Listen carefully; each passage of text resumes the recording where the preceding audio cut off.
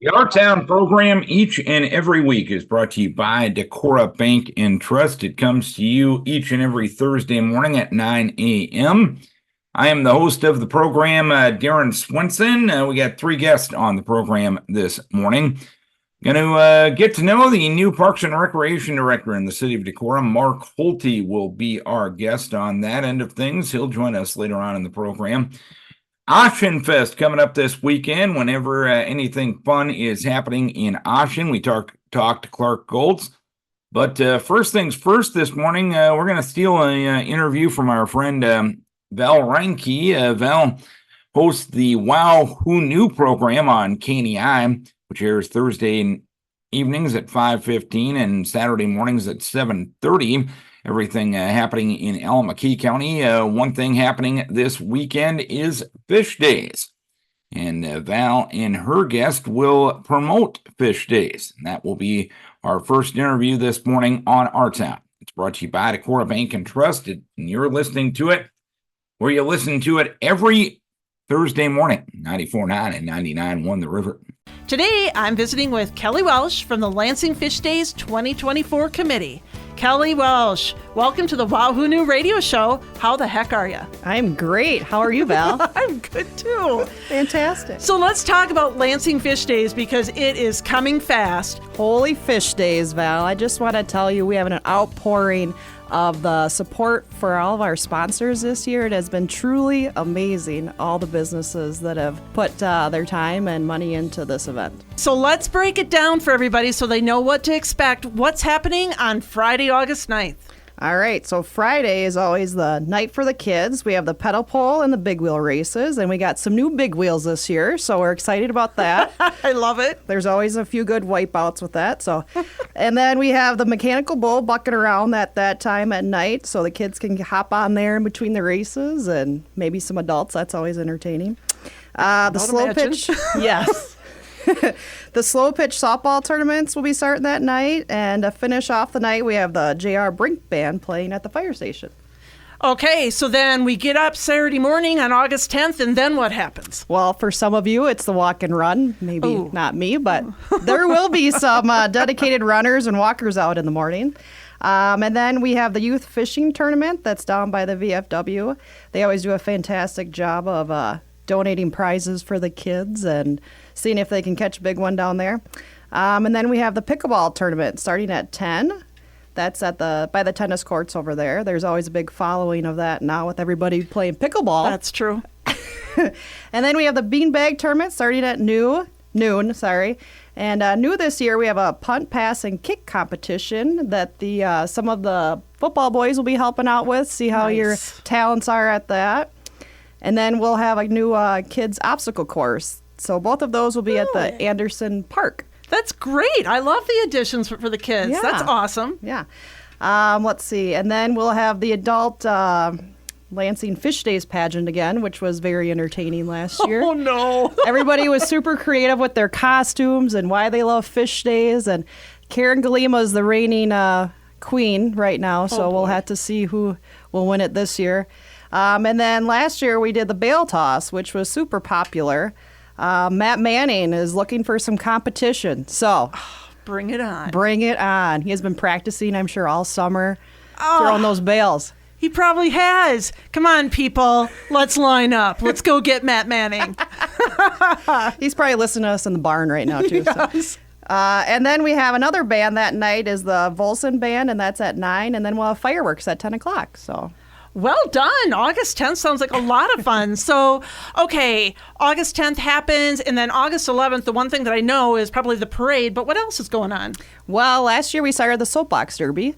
That was an event that was in the past, and we thought, my husband's like, we need to bring that back. That was so much fun. So I said, Very okay, cool. You do it. You do it. He's been doing that with the O'Neill boys, sorry. Oh, sure, Tumbleweed. Yes, Okay. They're great help. So we had some fantastic cars out last year. The one, they had a croc for a break. Jeepers. He did wipe out pretty good, but he was a good sport, went back on, and they were smiling and having a great time. We also have a business part of it, so Val should get her Soapbox Derby car ready. I should. Jonah and Micah, get on it. I'm sure they'd love to do that, right? So we have that, and then we'll have the parade, and then as always, there's Mike Maccabee. That the locals always love to go in and polish off all the beer in the beer tent at the fire station. So. What a great weekend planned, and I like the new additions a lot. So let's say people are listening and they're like, whoa, I need to take a look and understand what's all going on. What should they do if they want to know more? They can check out the Facebook page at Lansing Fish Days, and then they'll also be in the insert in the Standard coming out this week. All right, everybody, so watch for the Standard and make sure you pull that out and put it on your refrigerator. Kellie Welsh from Lansing Fish Days 2024 Committee. Thanks for joining me today for the Wow Who Knew radio show. You're welcome. Thanks. Coming up this Saturday is Ossian Fest, and when there are things going on in Ossian, we talk to our friend Clark Goltz because he's the purveyor of a lot of those good things going on in Ossian. Is that a fair statement, Mr. Goltz? Well, I think that is a fair statement. I probably know a little bit about what's going on around Ossian because I have the time to kind of help organize some of it. So you're right. We have the big Ossian Fest coming up this Saturday. And tell us about all the events. As usual, it seems like something for everyone. Absolutely. It's Ossian's celebration for the 5th year of the pavilion. If anybody's ever been down there, we have live entertainment that goes on Sundays and Wednesdays during the summer. We have movies and a bunch of singers who come along. So one of the big ones, of course, is for Ossian Fest this Saturday. And we have our star performer is Corey Farley, who's from actually the Decorah area. Yes, and Corey will be making the trip up from Nashville, putting on a show for everyone. That'll be the evening entertainment. When does the fun begin on Saturday? Actually, the whole thing begins around noon. We have a car show that starts out the event. There's registration for a car show, and then there's the actual car show goes till 3:30, and then they award prizes at 4. In between that time, we have 5 food trucks starting at 3 o'clock until people are tired of eating. We have of course, the very favored beer tent that starts at 3 o'clock until people are tired of drinking, I guess. We have kids tractor pull, which is a big event this year. That registers at 3 o'clock also, with the actual tractor pull occurring later on in the evening around, let me see here, 4 o'clock. And of course, on Saturday night, kind of the kickoff to Saturday night is the parade, correct? Oh, no, guess what? No parade this year. Okay. What's the reason for that? Well, the reason why is we couldn't get volunteers to help us out this year. So you know what we said? I think this year we'll go without a parade, and maybe we'll get some volunteers for next year, and we already have. Because next year is going to be a big anniversary of the city of Ossian. So we're looking forward to that one. So we thought we'll just do something a little bit different. We have what's called a touchy truck. I don't know if you've ever heard of that, Darren? I have. Yeah. And tell the folks about it. Well, that's one of those things where kids can go by and get up close and personal to a fire truck or a race car or a utility truck or an ambulance or whatever they want. And then the local sponsors who are bringing their vehicles there will have things that they can hand out to kids. So Touch a Truck is kind of a new event for us this year. Then there's kids activities all afternoon and evening in the park itself. And we have, actually, I didn't mention, we have 2 performers. We have a David Woods from the Cedar Falls area. He's going to kick us off at 5 o'clock to 7. And then Corey will be there from 8 o'clock until the evening is over.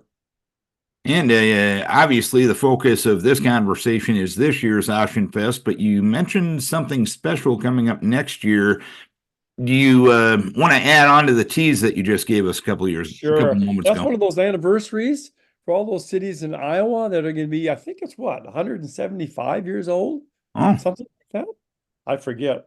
Something like that. And it's going to be an event that's going to be, bigger than normal. So we're going to look forward to that. But this year we're going to try to celebrate our pavilion, have our 5th birthday celebration, remind people that we have free entertainment there on Wednesdays and Sunday nights all throughout the summer. And that's kind of our way to say thanks. Oh, by the way, there is a wristband charge this year for the first time. It's $5 for kids for all day, $10 for adults, and $25 for a family. So that's new, but we're trying to get some funds ready for next year. Sounds like a heck of a plan there. Anything we're missing? Anything else you want to pass on about the event coming up this weekend?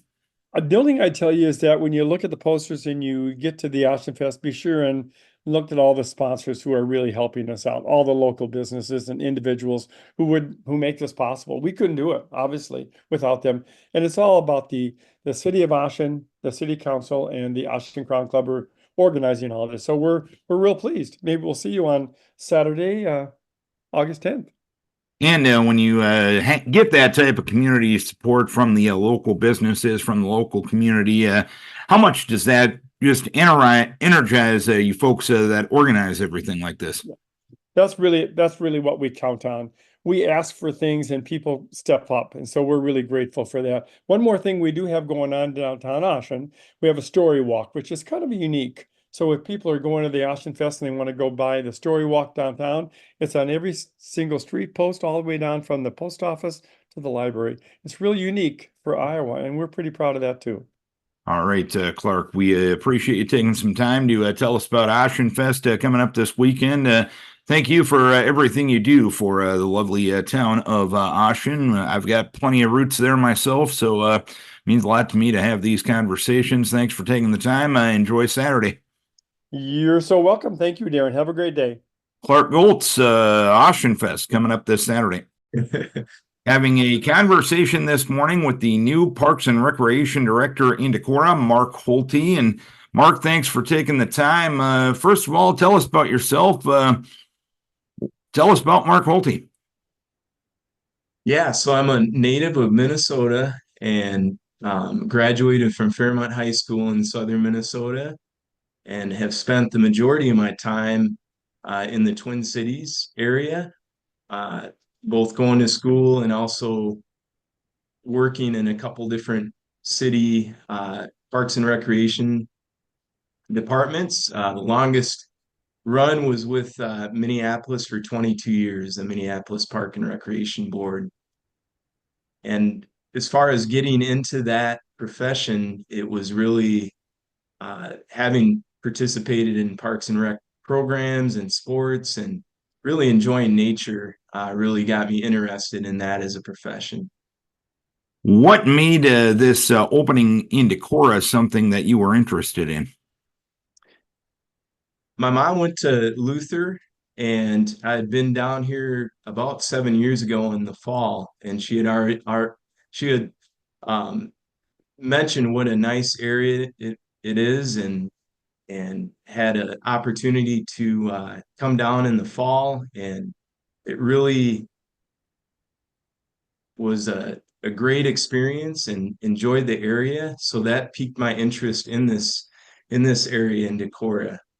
And then when this position opened up, I researched it a little bit more and really found that it was a nice opportunity to be a part of a great park system and a great community, and was really impressed with my visit. And yeah, that's how I got down in Decorah. And sometimes when we live in the community, we maybe take for granted the amenities that we have, but you've been on the job a little over a month. How spoiled are we as Decorah residents with the park system that we have?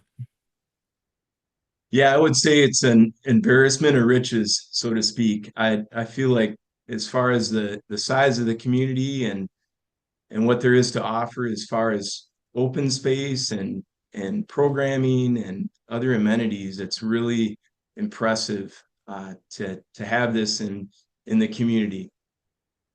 And when you base this on your previous experience working in park and recreation departments, I'll ask the general question of what makes a good parks and recreation department. What type of connection is important to make sure it's a vital part of the community?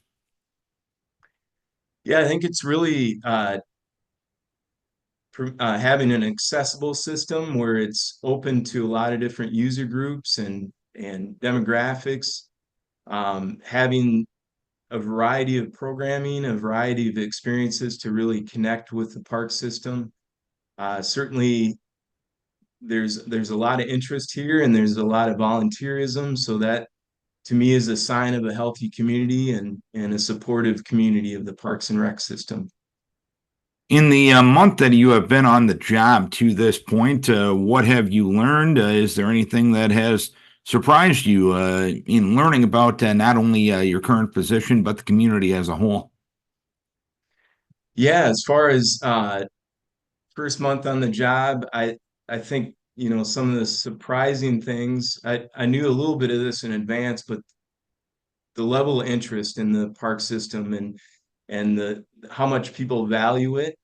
Uh, so I didn't realize the depth of that uh, until I got down here and started talking to people and how they interface with the system as well. I think another surprising thing, as I mentioned previously, is the level of volunteerism. And I understand that it's one of the highest levels of volunteerism for uh, older adults. And uh, so that was really impressive to discover that as well.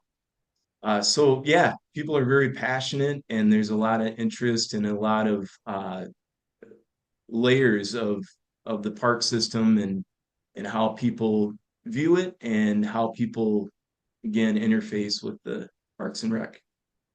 And when you touch on the volunteerism issue, obviously it takes manpower, it takes resources to put on a lot of the programming that you have and to upkeep a lot of the places that we have as a park system in Decorah. How important are those volunteer hours to make sure that the programming can be sustainable?